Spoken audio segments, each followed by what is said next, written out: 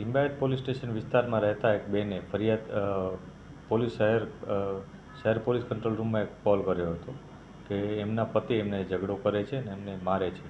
આ બાબતને અનુસંધાને તરત જ પીસીઆર વાન એમના ઘટના સ્થળે પહોંચી હતી.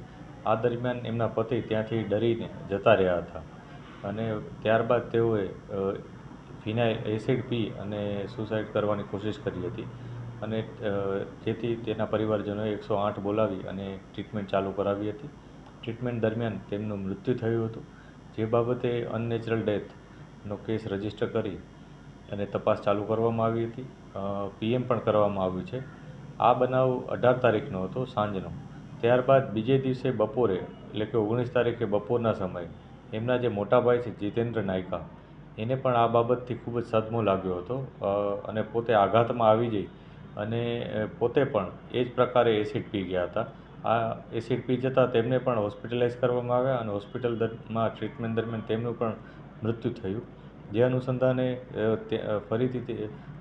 અનુસંધાને તેમનું પણ પીએમ કરવામાં આવ્યું અને પીએમ બાદ આગળની તપાસ ચાલુ કરવામાં આવી છે. આ સમગ્ર બનાવમાં પોલીસ તમામ એંગલથી તપાસ કરી રહી છે, જેમાં મેડિકલ એવિડન્સીસ, મોબાઈલ ફોનની વિગતો, એના પરિવારજનોના નિવેદનો વગેરે અમે તપાસી રહ્યા છીએ અને જે પણ અમને આગળ પુરાવા અને બાબતો સામે આવશે એ મુજબ આગળની કાર્યવાહી કરીશું.